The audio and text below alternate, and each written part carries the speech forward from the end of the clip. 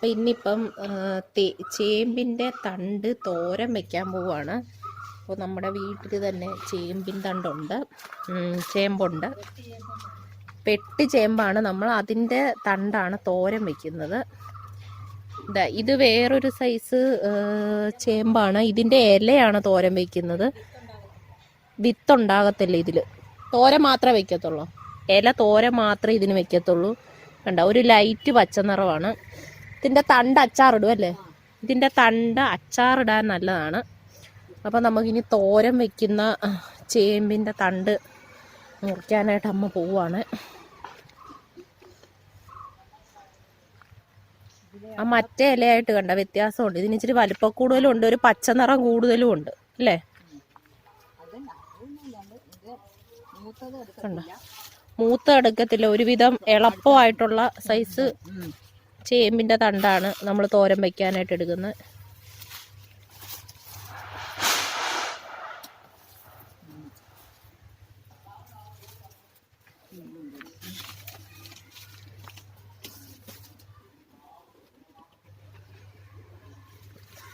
കണ്ടോ, ഇതിനി കഴുകി നമ്മൾ നന്നായിട്ട് മുറിച്ചെടുക്കണം. ഇതിൻ്റെ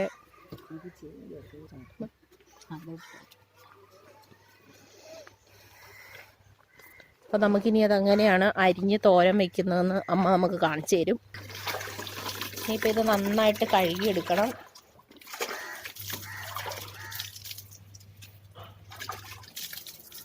നന്നായി കഴുകിയെടുത്തിട്ട് അതിൻ്റെ ആ പച്ച നിറത്തിലുള്ള അത് നമ്മളതിൻ്റെ തൊലി ചീകിക്കളയണം.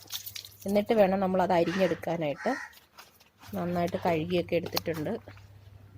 ഇവിടെ വീട്ടിലെ തന്നെ ആയതുകൊണ്ട് വലിയ വിഷാംശങ്ങളൊന്നുമില്ല. നമ്മൾ മുറിച്ചെടുത്ത ചേമ്പിൻ്റെ തണ്ടിൻ്റെ ആ തോല് ചീകി എടുക്കുകയാണ്.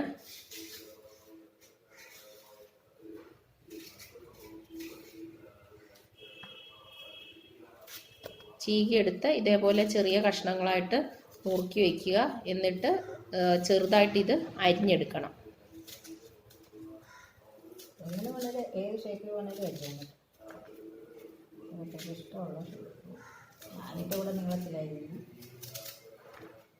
ഏത് ഷേപ്പിൽ വേണേലും അരിയാം എന്നാണ് അമ്മ പറയുന്നത്.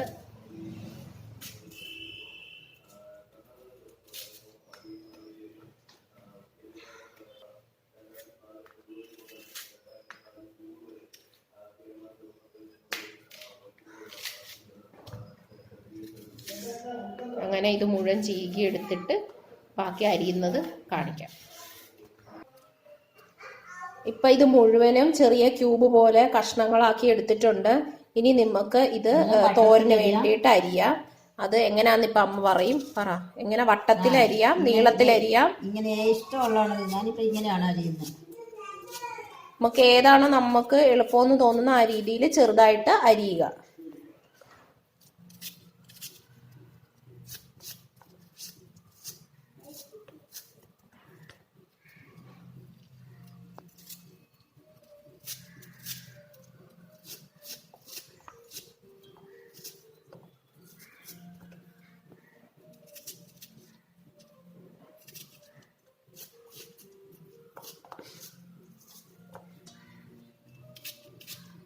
അങ്ങനെ ഇത് മുഴുവനും അരിഞ്ഞെടുക്കുക. എന്നിട്ട് ബാക്കി നോക്കാം.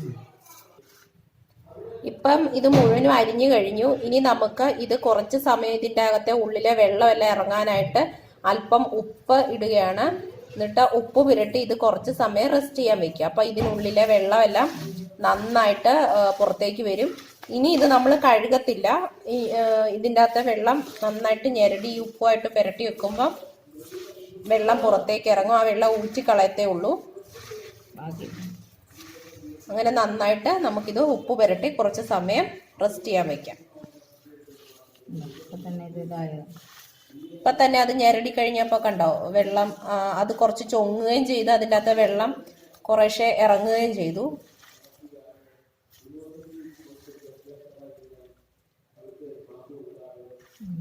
ഇനി ഇത് കുറച്ച് സമയം നമുക്കിങ്ങനെ വയ്ക്കാം. ഇപ്പം ഏകദേശം ഒരു 10 മിനിറ്റ് കഴിഞ്ഞിട്ടുണ്ട്. നമുക്കിനി ഇത് നന്നായിട്ട് പിഴിഞ്ഞെടുക്കാം. പിന്നെ ഇത് ചെറുതായിട്ട് കൈ ചൊറിയുന്ന സാധനമാണ്. ഇനി നന്നായിട്ട് അതിലെ വെള്ളം നമുക്ക് പിഴിഞ്ഞു മാറ്റാം. ക്വാണ്ടിറ്റി കുറഞ്ഞു. നമ്മൾ അരിഞ്ഞ അത്രയും സാധനം ഇപ്പം ഇല്ല, ക്വാണ്ടിറ്റി വളരെയധികം കുറഞ്ഞു.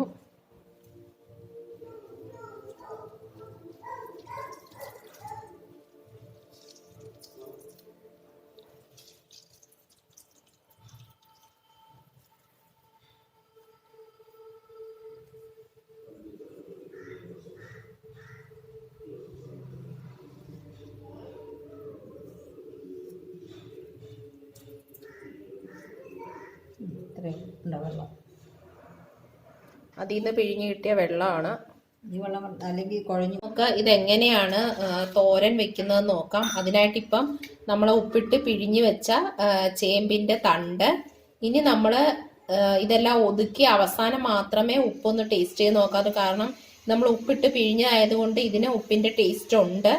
പോരെന്ന് തോന്നുവാണെങ്കിൽ മാത്രം അവസാനം ചേർത്ത് കൊടുക്കുക.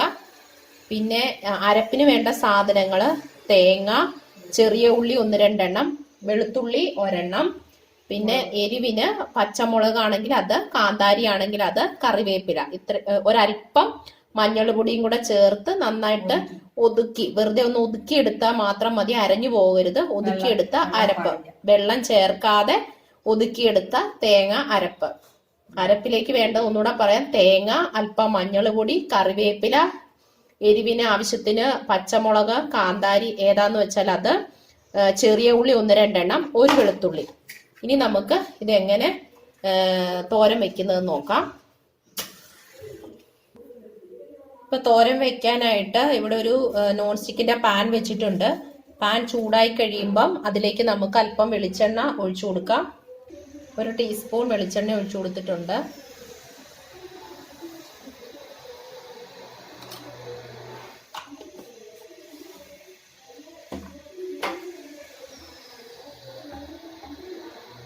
എണ്ണ ഒന്ന് ചൂടായി വരുമ്പോഴേക്കും നമുക്ക് കടുക് ഇട്ട് കൊടുക്കാം. ഇപ്പൊ എണ്ണ ചൂടായി വന്നിട്ടുണ്ട്. നമുക്ക് ഇതിലേക്ക് ഒരല്പം കടുക് ഒന്ന് ചേർത്ത് കൊടുക്കാം.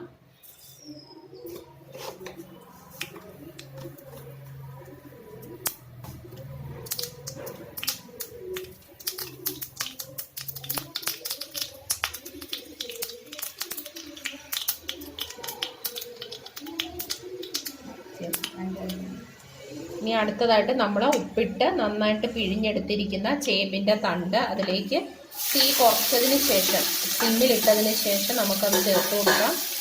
ഇനി നന്നായിട്ട് ഒന്ന് വഴറ്റിയെടുക്കാം. ചെറിയ തീയിലിട്ട് വേണം വഴറ്റിയെടുക്കാനായിട്ട്.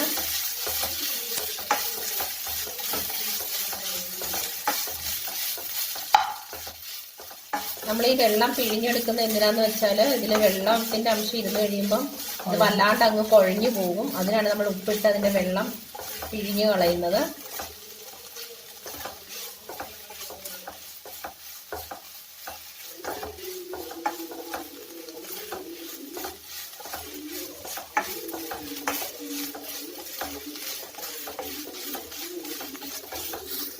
ഇപ്പൊ ഇത് നമ്മളൊന്ന് എണ്ണയിലൊന്ന് വഴറ്റിയെടുത്തിട്ടുണ്ട്.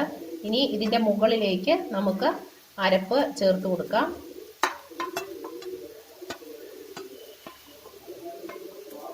ഫ്ലെയിം ലോ ഫ്ലെയിം ആണ്, പ്രത്യേകം ശ്രദ്ധിക്കുക.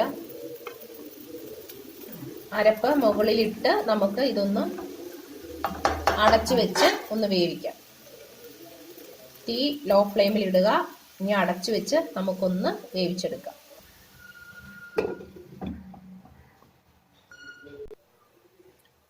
ഇപ്പോൾ ഒരു 5 മിനിറ്റ് കഴിഞ്ഞിട്ടുണ്ട്. നമുക്കൊന്ന് തുറന്നു നോക്കാം. ഇനി നമുക്ക് നന്നായിട്ട് ആ അരപ്പും ചേമ്പിന്റെ തണ്ടും കൂടെ ഒന്ന് മിക്സ് ചെയ്ത് കൊടുക്കാം.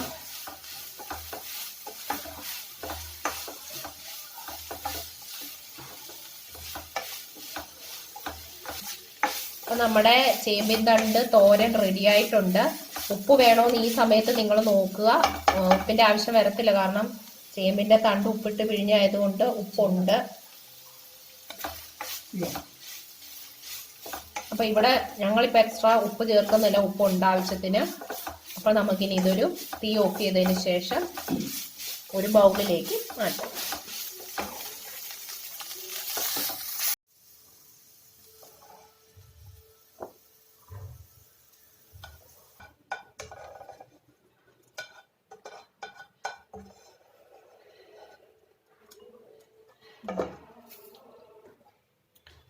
അങ്ങനെ നമ്മുടെ സ്വാദിഷ്ടവും അതേസമയം ഹെൽത്തി ആയിട്ടുള്ള ചേമ്പിൻ തണ്ട് തോരൻ റെഡി ആയിട്ടുണ്ട്. അപ്പം നിങ്ങൾ നാട്ടിലൊക്കെ ഉള്ളവർ തീർച്ചയായിട്ടും ട്രൈ ചെയ്ത് നോക്കുക. നിങ്ങൾ ഇതുവരെയും എൻ്റെ ചാനൽ സബ്സ്ക്രൈബ് ചെയ്തിട്ടില്ലെങ്കിൽ സബ്സ്ക്രൈബ് ചെയ്യാൻ മറന്നു പോകരുത്. സബ്സ്ക്രൈബ് ചെയ്ത് കഴിയുമ്പോൾ തൊട്ടടുത്തുള്ള ബെൽ ബട്ടൺ കൂടി പ്രസ് ചെയ്യുക. എങ്കിലേ ഞാൻ ഇതുപോലെയുള്ള വീഡിയോസ് അപ്ലോഡ് ചെയ്യുമ്പോൾ നിങ്ങൾക്ക് നോട്ടിഫിക്കേഷൻ വരികയുള്ളൂ. ഇഷ്ടപ്പെട്ടെങ്കിൽ ഷെയർ ചെയ്യാനും ലൈക്ക് ചെയ്യാനും മറക്കരുത്. തുടർന്നും ഇതുപോലെയുള്ള നല്ല വീഡിയോയിലൂടെ നമുക്ക് വീണ്ടും കാണാം. അതുവരേക്കും നന്ദി.